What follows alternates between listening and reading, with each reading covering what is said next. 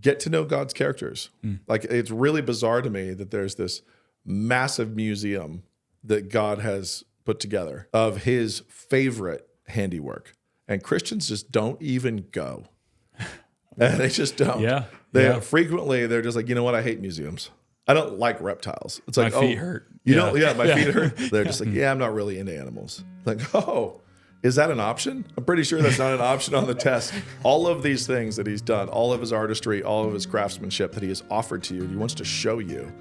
And you're going to ignore that, just walk past it? Met a ghost of a king on the road when I first fell. Fire burning to my knees I fell. Met a ghost of a king on the road. Stories are soul food. Sass. An unnumbered episode With a special guest. With special guest James Engerbretson. It's great to be here. Who is Thank here in his capacity as nature videographer. Yes. Riot the Dance director. And that's what we're here to talk about today. Normally chief creative at Canon Press. Design, video. But occasionally out in the wilds being eaten by animals. Yeah. Tiny. Mostly very small ones. Very, very small animals. Eaten alive. Yeah. That's great. Yeah, so James just got back from a trip that we're hoping to talk to him about. And then also, but I think the question is, we're now a decade into the Riot the Dance project, which Nate began a while ago, brought James on. I don't know. What's the story James has been involved from the beginning, but... Yeah, I want to do the story. Yeah, because it's cool. So the flag was planted way, way, way back. I would say officially the goal and like bucket list goal of making Christian nature documentaries was something I told my wife before she was my wife, like very early when she was talking about 20. Yeah, I was 20s? 21, 22 when I told her that. And so before we were married, we were just dating, and she was talking about things I wanted to, like, what do you want to do? And I was like, well, here's the list. And I gave her, like, these are the things I'm going to be working on, like, that I want to achieve before I die. These are the stretch goals. Stretch goals were really unreasonable. They're things like putting crosses on the minarets of Hagia Sophia. So stretch goals were pretty ambitious. But one of the big ones for me was the Riot the Dance. So I had my uncle, Gordon Wilson, through my childhood, running me around outside and catching snakes, bugs, collecting all the critters, learning from him all these awesome things about creation, about the world around us. But I was not a STEM guy. And STEM guys overwhelmingly are sterile, and I'm saying this to all you STEM people, sterile, lifeless, without a soul. They love to create words and terms, and this is just the institutionally speaking. They remove the magic, they remove the wonder from the creature. They like to, by giving it a name. Yeah, they give it a name that is like an alcohol swab. They kind of make it less interesting if they can, and make it seem more mechanistic. They focus on the mechanistics, and so trotting around with my uncle when I was a kid, being taken around catching dragonflies and lizards and snakes and everything else that we could catch. I loved it. It was amazing, and it affected my imagination, my creative imagination, a great deal in terms of how I write my stories and my fantasy novels. But it also made me very fond of nature documentaries. And so I watched a lot. I would watch a lot of nature docs, and they were all godless. And it's like it's missing everything. It's like there's really beautiful pictures, but literally everything is absent. It's all grinding, suffering, death, decay, evolution. There's no hope. There is no promise. There's nothing. There's nothing beautiful, wonderful there that can be explained. You look at it and it's beautiful, but there is no beauty under the hood. You pop the hood on the actual video. If you're watching Attenborough or whatever, you have to import that as a believer. When you're watching it, you got to fight with the narration and import the wonder and the beauty, the meaningfulness of the beauty. Yeah. Like the architecture, the engineering behind the beauty, that there is an artist and he is handcrafting these creatures to be this way, all has to be imported.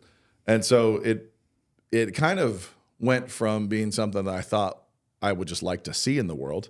I would like there to be Christian nature docs, to the longer I paid attention to it, the more I thought it was strategically essential that little Christian kids be able to watch and appreciate something like this food-wise, right, without being assaulted, without being poisoned. So if you want to show your kids some amazing nature scene from the BBC or from Netflix, you are subjecting them to an assault. Right. And so it's as if we took God's other book. We've got natural revelation, we've got special revelation. It's as if we took special revelation and only had atheists ever interpret it to our children. We go over to natural revelation, and the only people arbitrating this, mediating this, curating it, and showing our children are people who hate it. They hate the God behind it. They hate the artist who crafted it. Yeah. They deny everything about it, and we let them be the curators of it almost exclusively. And so it moved over time from something that I was just wanting out of taste. I wanted to consume it, to something I thought was actually pretty critical strategically for future generations, like of little Christian kids, being able to own the natural world as the second book that their father created. Here's all this natural revelation. So 10 years ago or so, we'd scraped together enough money to take our first crack. James was on the crew. I was directing and wrote the narration. We went to Sri Lanka. We filmed Riot the Dance Earth. We had second unit work in Yellowstone and all over the place. We went to Arizona. We did a bunch, but we were going feature. So we were going after this feature length thing, and we did Riot the Dance Earth. The title, The Riot the Dance, we also used on a textbook by my uncle. And the meaning behind it is basically the acknowledgement of all the beauty and the wonder, but also the brokenness, the fall. That this is not Eden. Like, this is a broken creation yearning for resurrection. And you see that everywhere. It's all over the place, but so's the dance. So we have the riot, we have the dance, we have the brokenness and kind of the grinding suffering, the yearning for resurrection, and then we have these glimpses of Eden. The question I have, James, do you remember when Nate pitched that to you, and was that the pitch on it, or was he just like, let's go film some animals? I mean, the pitch to me was, hey, do you want to travel across the world? And I said, yeah, of course. Okay. You know, give me a camera. Do you want to go to Sri Lanka? Right. Yeah. The answer is yes. I remember begging my, the dean of the college at the time to let me go, and I was writing papers on planes. Yeah. So it was a pretty easy pitch for me, but that was it, and the thing for me too is like thinking about what we're doing. It's been such a long project, such a huge endeavor that it sometimes kind of feels like the side thing that we're doing. It's like the last trip we were on was 4 years ago now. And then we went to the Amazon just 2 weeks ago. 2 weeks ago. So it's been, huge gaps, and it feels like this side project. But when we talk about it here, it's like actually one of the most important things that we've set out to do, that you've set out to do. And it really is the difficulty of it includes the building of infrastructures. Right. And so what's the mechanism for releasing subversive creationist content? What's the mechanism for releasing nature documentaries? And the first one, we went traditional Hollywood, and it kind of that was all there was. So you think back 10 years ago, right? What was there, and we signed a deal, and theater, it's out there. Theater. Then we did the second one. We actually did a real aggressive independent pay-per-view screen. It worked, but it really resonated, and the financial model was self-sustaining, which is what we were looking for. So the second one is Riot the Dance Water. Yep. And we all got scuba certified, and we're all doing all that stuff. But in the interim, we had to build businesses. Right. And so these Canon Plus started. We had to get infrastructure up to even reach consumers. How do we reach consumers with content like this? So we'd started before that existed. We did Riot the Dance Earth. And it was, people loved it. People really, really responded well to it, but we didn't have the distribution mechanism. And there's in no place. follow-up at that point where it's just like, it's like, okay, so now what? Yeah. So then we went Riot the Dance Water, and we really built a pretty independent thing, and we used Canon at the time. We really drove a lot of church licenses and family licenses and smaller group pay-per-views, and we were really trying to see if we could make the creation of content like this self-sustaining. I'm remembering, night after night of you guys in here chopping books. Oh, yeah. That was for that one, right? The bonus little kids books and stuff like that, the bonus packs with all these licenses, and it worked. But then from there, Angel Studios had also been growing out of VidAngel and their lawsuits with Disney. They just exited and built something new. And Angel Studios wanted to do a crowd raise for a show. They had this whole model in place, and we're going to raise investment, and we're going to do a whole season of these, not as features, but as series. that was exciting. And then their model kind of lost its wheels right before our launch, where iOS 14 pushed from Apple, prevented retargeting of ads. And so the way they had crowd raised, the way they had crowd raised in the past kind of went away. But we successfully raised enough for 3 episodes, but we didn't have enough for the whole season.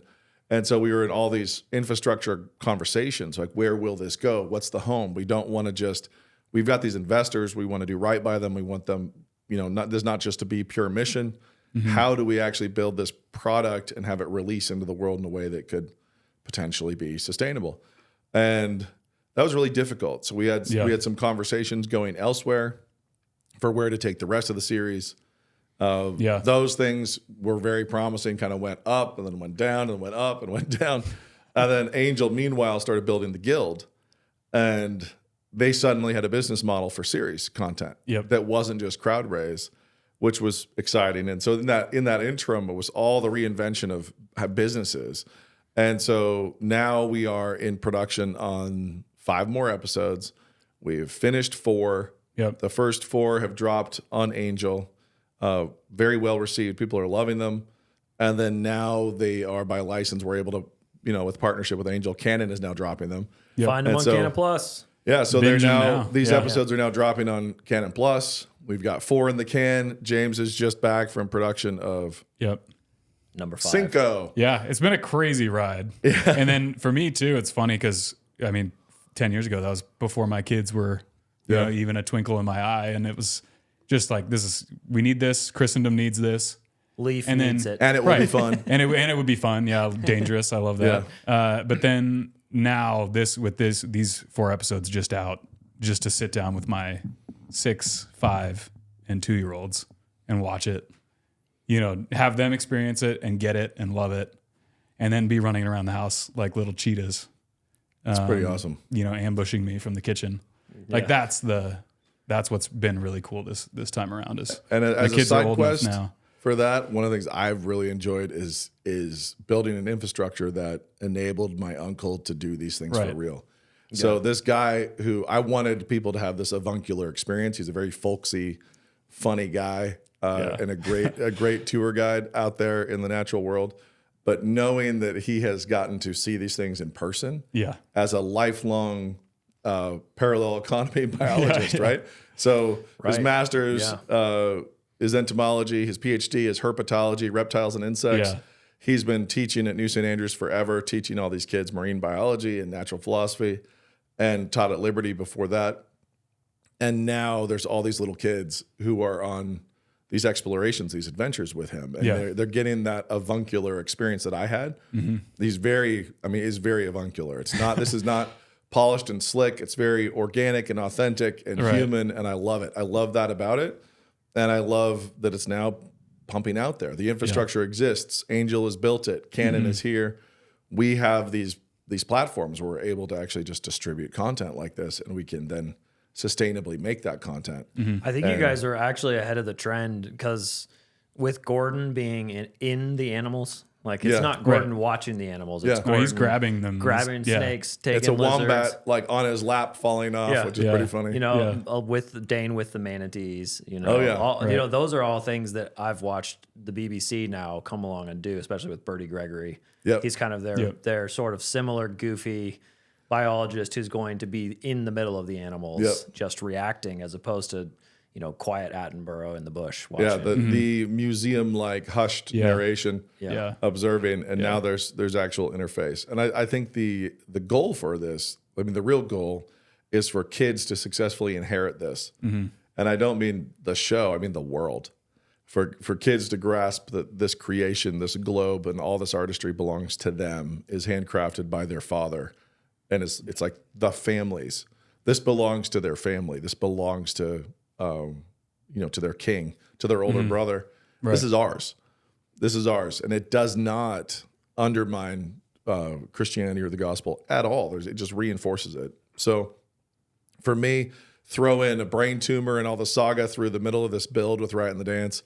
There's all the twists and turns that have come through this whole thing. And the payoff is sitting there watching people be powerfully moved by Africa One and Tasmania and Australia and all the things that God's done, the crazy things that he's done, and giving him credit for it.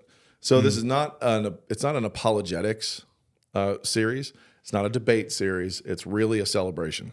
Well, I think that's why it connects with stories or soul food, because it's what's the best way to partake of the animals is like, well, watch them. Yeah. Look at them. Look at them. Look at them, meet them, learn about them, but understand that when you look at them, you're looking at something designed by somebody, a personality, and you can't help but learn more about the artist. Yeah. And that's one of the most powerful things about it is when you study an artist's art, when you really study it, you can't help but get to know the artist better. If you closely read and appreciate all of Shakespeare's plays, you're getting to know the man better. You know Shakespeare better after the fact. If you spend a lot of time in Da Vinci's journals looking at all his designs, you're getting to know his intellect and his patterns and his personality as you go through it all. And the same thing with a sculptor or a painter or an author or anything.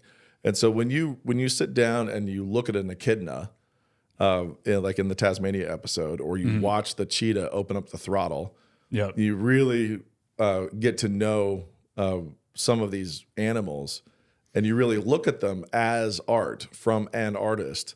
You cannot help but get to know the artist better. It's impossible. Here's a question for both of you about that, with that art question. When you're sitting there watching, I'm thinking of the rhino now, where you're sitting there. Did you have that feeling? In Africa, episode 2. Africa, episode 2. A very scary moment, but also super exciting. You just happen to be filming. Do you have that feeling of there's a story, there's about to be an arc right here? And I better make sure I get it. Well, so that's, I think, the key for me. And along this, going from just a camera guy to trying to figure out how to make more of these. So being the director and having to learn the threads. I get the sense every day that there are 100,000 stories I'm missing out on. And it's just because my eyes are closed that I can't find it. So these trips and going on these trips these last 2 weeks in Ecuador have been, I just have to keep my eyes open and look and fight boredom, and just there's stories out there and they're happening now. And just me thinking about something else or some other, failure of imagination, I'll miss it because they're happening. So did that, to me, for that, because was that on your what did you film that on? Was that the rhino when everybody else is watching the giraffe crowd come up, and then all of a sudden, I mean, it was we were aware of that situation, and it's like context here. Yes, guys are in a safari jeep trying to film giraffes. There's some sleeping white rhinos. Yeah. Then some unexpected giraffes arrive. Cameramen accidentally wake up the white rhinos. So Dane. He's loud. The white rhino back behind the rig. So there's giraffes, and then there's a rhino that wakes up behind the rig, and then there's the whole drama of like, okay, will this very, very large, angry thing actually charge and try to flip Big Boy? Big Boy. The answer is he decided to charge and try to barrel roll the vehicle. Yeah. And they barely escaped. But it's like that was something that just played out. That was easy. Yeah. I mean, the story there was, can you press the button and it's just happening and run. Go. Two of the cameramen had lenses so big you could film maybe like his eyelash, from that distance. And I was just happened to have the one lens we needed, and I jumped, and you can see me like bringing the camera towards the rhino, just trying to get that thing as close as I could. Well, the car and peels out. Get Gordon out of the way, but Gordon's between me and the rhino, and so that one was pretty simple in terms of like just turn it on and you're being surprisingly attacked. Difficult though. I would think. Yeah. Yes. And then, but the ones that are tougher are like, I think a failure of imagination to kind of be interested and excited in that grasshopper or there are little stories happening at our feet all the time. Yeah. And always battling that and looking for them that's the task. And we kind of leaned into that and established a tone in the features in terms of an honesty about who we are and what our budgets are. Yeah. And so in Riot the Dance water, it's like we're looking for a whale and we don't have time. Right. There's not time. We're gonna go out in a boat, send Gordon out there. I wasn't even there, so it's like we're gonna send him out in this boat. I don't know if we had a day. You have an afternoon. We had one afternoon, like an afternoon to try to get a whale because we can't just extend our productions. We can't have crew staking something out for months. we just have to send somebody out and hope that God sends his art, and whatever he sends, we're capturing, and then we're trying to communicate to to the viewer. And so that one especially was really fun because you're trying to find a way to communicate to the audience of what was this like. And so we've got some nice dead quiet Gordon sitting in the boat, and we're kind of like, oh, is this a whale? Is that a whale? It's like, and all that potential disappointment. And then you brace yourself, as does happen. Like, okay, this was a wasted afternoon. We didn't get it. Right. This won't be in this episode, or this won't be in this feature. And then of course we did get crazy breaching whale footage. And he got to be the front. That whale got to be the front of the dock. No, God has been immensely good to us in terms of the amount of setups we have where, we could completely get skunked with these even 2 days, 3 days of we're in a place very tight productions, very tight budgets. Where the BBC spends 1 month out of every year for the last 5 years, and we're in a spot there for 2 days. You're like, wow. Okay, we're just hoping. 150 versus 5 days is So that we were up in the Andes Mountains in Ecuador, and it was that. So BBC spends 4 weeks out of the year. They just send a crew, and they just sit there all day for a month.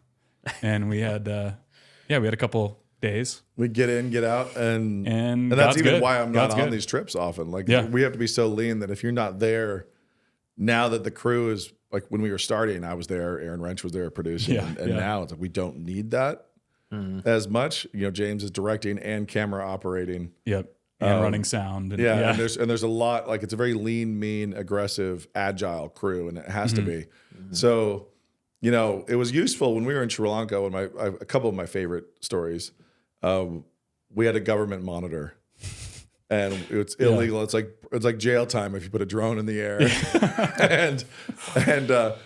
so the government monitor was, luckily I was the director for that one, and so he was kind of with me, and we send out a dead truck with just me and Gordon, and with the government monitor, and it took him a minute to realize there's no cameras with us. Why are we over here? Yeah. And I'm sitting here, and suddenly I hear the of our drone. I didn't know you guys actually heard it. Yeah, that's amazing. Which was our goal. So I start talking really loudly, and he's kind of looking around, and then the crew's off, and I'm looking up, and you see some animals run. Yeah, it's kind of like, oh boy, as we're navigating this, and it's had to be very, very aggressive guerrilla filmmaking. And the thing that's kind of amazing is that God has sent us fantastic stuff. And it's like the way in which stuff has, we've been able to show off a lot of some really, really cool animals that are not the easiest things to get. Yep. And it's amazing. And then it's also something you have to accept when he won't. You can't just be thrilled when he sends it along. And the one that got away from me, I know there's others, was a leopard in Sri Lanka that staked out a troop of monkeys, and we're kind of tracking this leopard and the monkeys, and the leopard successfully goes and captures this baby monkey, gets this baby monkey. Leopard has the monkey in its mouth, big, powerful cat. The leopard on the poster back there. Yeah, there he is. Right in the dance earth. And then the monkeys are all up the trees freaking out, losing their minds. And the leopard takes the baby back to a tree where its mother is and lets the baby go. Lets the baby run up. And the fact that happened is just like, what? Yeah. What did we just see? Like there's this little flash of Eden. There's this little glimpse. But right there, the driver popped the clutch, and we have these long lenses. Yeah. And so we just didn't get it. Yeah. Like we had it. We were all there with the cameras, and mid shot, while we have it, while we've got it, the driver of his own volition decided to shift to try to get a better angle. Yeah. And we just didn't get it. We got it. Like we bore witness, but we didn't actually. No, that was so many of those. So that was a documentary just for you guys. There's so many straight of from those. God. But the thing is, it's kind of like, okay, so God didn't want that one in. Right. But he will send us what he, it's all his art. We're showing up, and we're going to go through some wing of his museum, some little side room of his museum of all these amazing things he's crafted.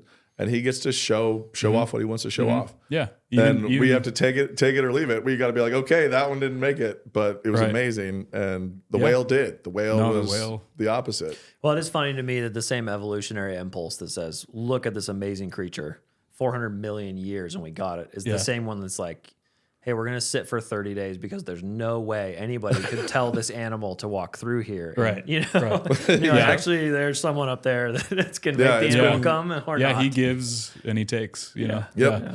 And so we've got a great rhino sequence in Africa episode 2, and we've got some amazing lion stuff, lion and hyena footage that's really, really awesome. There's just a ton. There's just a ton. And our job is to try to present it as handcrafted. Yeah. Like these are your fellow characters on this set. This set that God made. He filled it. This is a place of abundance. There's just stuff. Yeah, one of my sons, the wildebeest, is his favorite animal. I have no idea why that happened or how, but I think it's just the name. It's a good name. It's a good, and this Riot, I think it was 2 for him. He was just like, there it is. Yeah. It's wildebeest. They are very cool looking, very weird. Yeah. The jumping, I saw them trying to jump like wildebeest afterwards. I know. Into the river jumping is just incredible stuff. Yeah. And you were talking earlier, obviously, how unwholesome it is if you mainline a secular documentary. Yeah. And my sons, I've noticed that too, where it does tend to hit them pretty hard in the emotions. Like we talked about this, I think, in a previous episode about how animals are very realistic for kids. Yeah. And this letting the full story, not just the nature red and tooth and claw aspect, is one of my favorite parts about these. I don't feel like I have to tell my kids, all right, remember they're lying here, or hey, actually humans aren't murdering all of these animals. Right. You know, just that freedom to watch a documentary without hearing about how global warming is ruining the ocean. To me, that's the current one is like just they're getting really shrill now. The climate scolding. Yeah, it's just complete, just kind of cheap political guilt. Yeah. Man is a cancer. Man is a cancer. Man is a cancer. Yeah. It's hard to explain that to my 6-year-old, you know, but we get to talk about evolution and stuff, but yeah. So in Africa 1, which is now on Canon. So and then we're dropping the next 3 like once a week. Join canonplus.com. No, I think we're putting them all in all at once. Yeah, just awesome. so that everyone can binge. And so it's episodes 1 through 4 now on Canon. They're also on Angel. Yep. And I'm really excited about that partnership and hope that we can continue really capitalizing on that. But you've now heard how hard it is. 10 years worth to get that to build. So Africa 1, one of the reasons why, even just the way we tell stories and the way we narrate and what we construct for people includes this story of a guy and elephants. Like here's this human story. So the story of interactions between people and creation, and the attribution of creation accurately and respectfully given to God. So all this glory to the artist for his artistry. But the thing that's striking about it, that I find very, very striking, is not just the absence. The first thing you notice is the absence of negativity. So you're like, whoa, this isn't poison. Like that's it. That's the low bar. The bar is so low that to make a nature documentary that's not poison is this awesome achievement. And so these, and actually, Angel also has Riot Water up. Do we have Riot Water on Canon as well? Yeah. So the water, Earth is the one that's not. Yeah. So the water features on Canon. It's also up on Angel. The first 4 episodes of the series are up, so you really should check it out. But reaction number 1 from people tends to be, it's not poisonous. It's amazing to have it not be poisonous. And then behind that, they start to be surprised at how nourishing it is. It's not just an absence of negative. It's actually positively really, really good. Like it's actually really good for you as a creature of God's, as a handcrafted character of God, to look at his revelation, to look at his art and his artistry, and to look through it to him and to see him in it.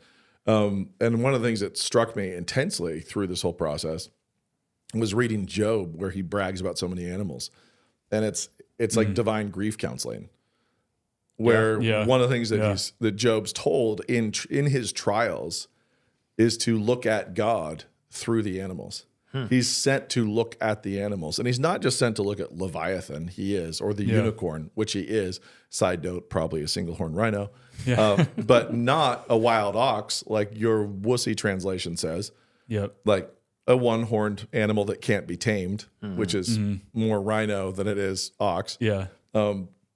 he's told to go look at the animals, and he's told to go look at the animals. Why? To see God, to look through them and see their maker, to see their artist, and see the relationship between them even and the God. ones we don't necessarily like the ravens, super fast donkey. Yeah. He's like, that one's pretty fast. I'm proud of that. That one's got some giddy up. And when God takes pleasure, and yes, the world is fallen, and yes, there is this a creation groaning in need of resurrection, but even in the broken creation, God tells us he takes pleasure in feeding the lion. He takes pleasure in that. The bragging on making the ostrich an idiot, and the fact that the ostrich is an idiot shows you the kindness of God, the grace of God in the ostrich's And I can see you put that idiocy. in the script for Africa too. Yeah. Is that Africa So too? that's in there, but you see that, and then you see him brag about listening to the cries of the ravens, the raven young all day, where he talks about taking pleasure in the ravens crying out all day. We don't. Becoming more like him and appreciating him, like God as artist, by looking at what he's crafted, by looking at how much he cares for it and cares about it. Yeah. And you look at these things and it's so intricate and it's so phenomenal and it's often so funny. There's frequent nobility. There's majesty in some of these creatures. There's absolute farcical, ridiculous comedy in some of these creatures. Yeah. It's humor, it's drama, it's tragedy, it's comedy, it's all these things. And all of them like help you get to know the artist better. I do wonder if it's what you said about it not being mechanistic, because Job kind of gets into this thing of, God, how's this right? How is this right? Yeah. And God says, no, I'm not going to answer this, but hey, look at this. Check out this donkey. Look at the donkey over there. It's like, you can't tell me what to do. Like, hey, I actually have tornado, hurricane, stars, donkeys. Did you do that? Yeah. You're like, Yeah. Don't tell me about mechanism. Like that's just silly. Can you harness the unicorn and make him plow your fields? Yeah. No. Yeah. No. You can't. And it's weird. So having done my brain tumor through this in this 10-year period where we were trying to get Riot up and going, it was really funny to me to be writing nature narration and learning about all these animals and studying these animals while I was going through that. And so getting to know them as a filmmaker and as the guy writing narration a lot. So directing the first one and then writing the narration up to the present, it's really interesting to deep dive and be looking at this animal we've got footage of and the sequence that James has put together as we're moving forward, and then to try to narrate it and get to know them and really understand how God relates to these animals and what's their purpose, what's their role, how they behave. In everything. And it's striking to do that while in trial. So to have a brain tumor, be going into brain surgery, and to be getting to know animals and like really intensely, like with an intense focus, having to get to know them really, really deeply and try to describe them and understand what's going on. It's weird. And it turns out it is the right thing to do. It's like any kind of trial, like hardship, suffering. It's like, honestly, go look at what God is doing. Just go look at what he's doing with some bird. Look at what he's doing with the lizards. Look at what he's doing with his creatures and how he crafts his stories and his characters. And it's remarkably reassuring. Like you go everywhere and you're going to see intricate intentionality everywhere you go. And the ice you're standing on starts to feel pretty dang thick, where it's just, it's kind of like, okay, like there's, this, he knows what he's doing. He really does know what he's doing. And getting to know him via that, like knowing God better. So, we obviously, locally, we have the Bible reading challenge and people pushed a lot of Bible reading. We talk about getting to know scripture and Old Testament characters really well, New Testament as well. Get to know God's characters. Like it's really bizarre to me that there's this massive museum that God has put together of his favorite handiwork, like these things that he loves that he's made, and he's put them out there for us, and Christians just don't even go. And they just don't. Frequently they're just like, you know what, I hate museums. I don't like reptiles. It's like, my feet hurt. My feet hurt. I've been standing up for a while. I need a coffee and some lunch. Whatever. Like my feet hurt. Fire ants. Right. Fire biting. Whatever. But it's amazing to me how often people who are his heirs who've been given this whole museum won't even deign to look. They're just like, yeah, I'm not really into animals. Like, oh, is that an option? I'm pretty sure that's not an option on the test, where we're actually trying to be more like God. We're trying to appreciate God. We're trying to get to know God, and we're trying to become more like him. And you're just deciding to ignore all of these things that he's done, all of his artistry, all of his craftsmanship that he has offered to you. He wants to show you, and you're going to ignore that, just walk past it. Like, that's just as a hot tip. That's not being like him. It's like he's down there in the ants and the beetles. Right. Yeah. He's down there intricately working from tiny to giant. Yeah. Yeah. From the Greenland sharks to the blue whales to the tiny little ants to every single thing, to the confusion of having egg-laying mammals. You know, to just makes no sense. to the weirdness. God colors outside the lines. And To the- we're like, yeah. hey. Yeah. And the thing that's funny is when you see some of the similarities between Hamlet and Much Ado About Nothing, you aren't confused. You don't start saying, well, man, I think one of these evolved from the other one. Right. It's like, well, no, they have a common artist. Yeah. Yeah. And so when you see the echidna with its little hedgehog quills laying an egg and then putting the egg in a pouch, having a pouch, but pouching the egg, and then nursing the puggle in this pouch. In the pouch, yeah. In the pouch after hatching it. It's like, like, what is going on? And this weird snout that's not actually a beak or a bill, but has a tiny, tiny mouth on the very Little tip. mouth. I know, So I like love having a really long bone straw with tiny little lips and a tiny little mouth at the end. It's like, it's so funny. Yeah. It's so hysterical. And it tells you something about the cartoonist who made it. Okay, here's a question for both of you. Two-part question. Do you favorite sequence that you've filmed currently, and then also bucket list creature that you'd like to go film? Okay. Favorite sequence, at least right now, I think is the cheetah, just because of some of the setup that we had to do and sitting there basically all day to get that. Then the payoff was pretty good. So the cheetah, that's in episode 1, I think. Riot 1? 2. 2. In particular, watching the cheetah just be okay to be seen by the pack, and then he kind of sinks down into the grass and just disappears for a good chunk of time, and then you see his head. We kind of skip timeline, but you see his head peek up, and then he does this, just the movements of the cheetah as it approaches, sneaks up, and then attacks. And then bucket list for me right now is Komodo Island. So Komodo dragons.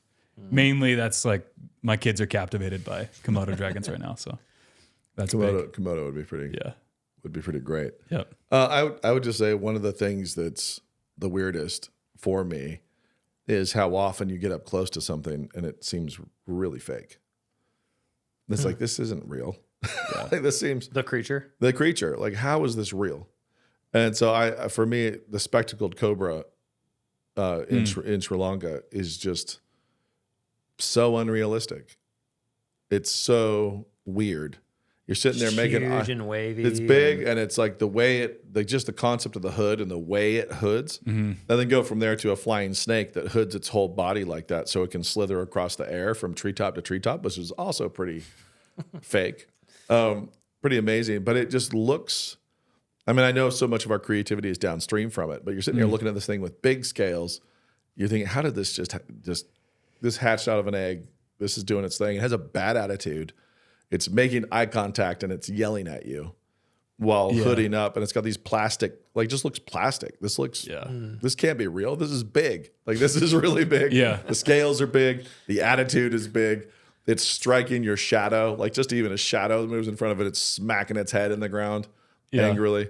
And then you look at the promise of God's holy mountain and the cobra.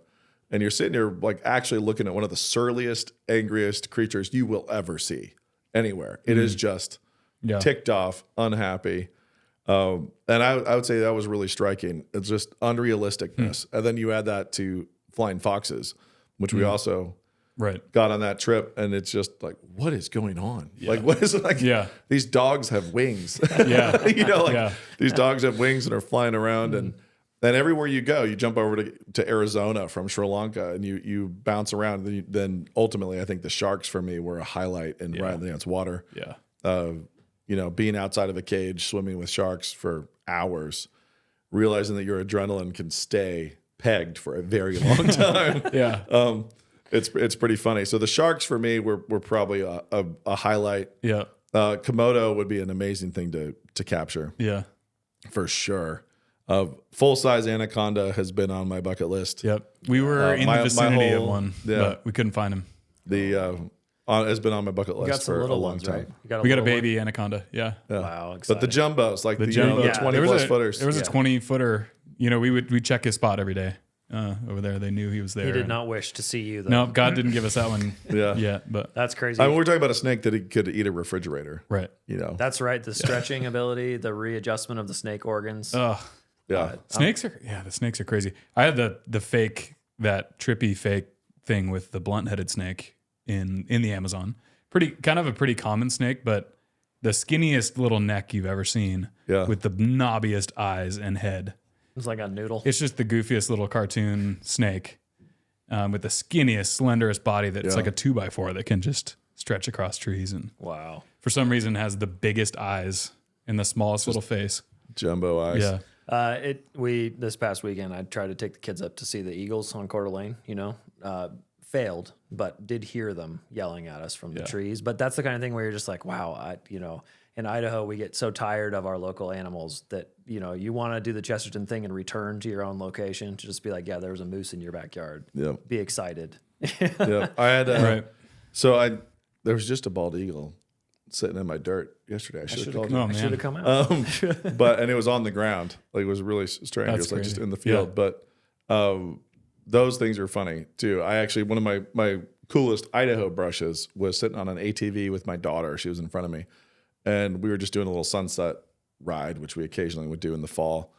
And we came up over a hill, and apparently the hill had masked our engine sound really, really well, because we came up over this hilltop and looked down in a bowl, and there was all these deer just down there grazing in the draw, and a big black wolf just down and creeping in. And we just interrupted this scene where we came over, the deer all spook and look up, the wolf looks up, and we just interrupted this moment. The deer go, Yeah. the wolf takes off, and I'm on a hilltop above it. It's down in a draw, and it's going to intersect. So it's got this draw, and I've got this downhill thing. And I'm like, oh man, I got to get a good look at this. Yeah. So not really thinking about anything other than I really want to see this wolf as close as possible. With my daughter sitting in front of me, I open the throttle up down the ridgeline while the wolf races us down below, and I'm going 45. Yeah. Just down this hill, and that thing just dusted me. I mean, it just dusted me. And I went and looked up like wolf speeds, and it's not supposed to be able to do that. Yeah. It's like this thing. They haven't read the Wikipedia You never know how they articles. track those This things is kind anyway. of How do they get that this is info? kind of like it's kind of like the leopards in the Africa episode where Gordon's talking about the fact that, like, well, we're at all the leopard spots, but the leopards don't read the books that say where they're supposed to be. Yeah. They're actually free and they can go wherever. So I raced this thing straight down at high speed, and we were side by side, and I had the downhill and the ATV, and by the time I got to the bottom, he was, a good 150 yards out and just still accelerating. We watched him. We just kind of stopped and just watched him go, and then just clear a couple 6-foot fences. So there was these deer fences around this back property, and just watching it just rise casually and keep going and rise up While over the other going side. 65. I was like, I was incredible. like, man. Yeah. But it's funny because that was like next to my house. Yeah. So Yeah. that happened at home, and we've gone around the world. We've sent crews around the world. We've been around the world chasing awesome stuff. We've seen really awesome stuff. Yep. And I will say that in Sri Lanka, there was also a very strange moment of you're sitting in dense jungle and you hear a tree snap just and go over, and like there's an elephant right there somewhere close. You can't see it. The jungle's too dense. Yeah. The fact that something the size of an RV is just maneuvering through these dense jungles, and you hear trees snap, and you'll see one go over, and you still can't get eyes on it. And then it kind of emerged, and we saw it. This is when I was with the government observer, and we didn't have cameras. Just Gordon and I sitting here looking at this elephant, and it turned and just vanished. Yeah, just kind of vanishing. That's how most of the deaths happen. Yeah. Is you just happen upon an elephant and scare him. Yeah, so it kills you and leaves. But The big thing here is that these are the kinds of meals I want to serve my kids, my grandkids. James is working to serve his kids. Yep. This world is ours. We belong in it. God gave it to us, and with a bunch of neighbors. Yeah, and with a bunch of apostate heirs as well. It's unbelievers they've also been placed here, but they despise it, and they despise the concept of there being a God and them owing that God any kind of anything. And so they go around and look at these amazing things, but they do it always from a posture of ingratitude and this kind of despisal of man's actual role in the world, and projecting this complete absence of any purpose or hierarchy or art at all. Yeah. And so this is step one, you'll notice when you watch it, not poisonous. Step two, actually really healthy for your kids, really, really good for them to get to know their God better by means of his creatures. So that's the mission of Riot the Dance. We're in production on the next 5. Yep. Next 5 episodes. First 4 have dropped. All 9 will release on Angel and then on Canon. Yep. And your Canon Plus subscriptions helping that. So that membership here and with us is yes, please, helping in a major way. Get more of these made, and with Angel is already possible. So that whole story at the beginning, right? The whole Yeah. story at the beginning about the business had to be built. The infrastructures of distribution had to be built in order to keep doing this. We started the features before we had that. And, Canon Plus membership is huge for that. Yep. It's really, really an enormous blessing for you guys, for us, for everybody else who wants to have good content for their kids. Having a crowd gather enables us to actually keep doing this. Yep. That's great. Thanks for coming on, James, to discuss it. Yeah, it was fun. Next, more Amazon. Amazon. Hopefully Galapagos. If the permits all work out. More Australia. We got to cover the bad things in Australia. The dangerous things. You covered too many cute ones. Yeah, I'm trying to link up, a Borneo, maybe Komodo in with that next trip. That'd be pretty amazing. And then a couple of mystery locations. Yet to be determined. I mean, ultimately, all these things, the production, when you're doing global productions and you're looking at production schedules, you're dealing with winters, all sorts of different places, rainy seasons, different places, threading the needles of like when we are available to send crew versus when those animals are going to be there, or what's a good time of year for Borneo. The animals are like, this is not a good time for us. Yeah, this is not great for us. It isn't great. And I will say that also in the production, learning more about God's reality and God's creation has been phenomenal. I think and some of those highlights are things like the rhino, sharks. Being in the water with sharks was incredibly eye-opening about the image of God and dominion and all sorts of things. And there's more and more and more of that. Everywhere we go, there's really, really cool things to find. We do want to produce some backyard ones too. Because one of the goals is to try to help kids be thrilled about going out their back doors and exploring like the part of their world in which they exist. And not creating some kind of yearning for distant lands. And a resentment of that place. You have to go to a zoo in order to enjoy it. Right. No, the most viral clip we've ever done was shot here. Yeah. And it's a creature that's in a pond. On the Palouse. There. Right. Yeah. So most kids' backyards have, wild if it has stuff. a pond. The water beetle drinking a frog like a Capri Sun. Right. Well, we've got a hard out. I think we could say. Okay, this has been SASP, Riot the Dance. Thanks. So check it out on Canon and Angel, both. Peace. My name is Gordon Wilson, but you can call me Dr. G. I'm a college professor and a biologist, but underneath that, I'm just a kid exploring God's raucous handiwork wherever and whenever I can. I live to celebrate God's creation in my own backyard and in distant jungles, in cow ponds and in trenches of the Pacific. I want to meet as many of my fellow creatures as I can before I die. And then I want to meet some more.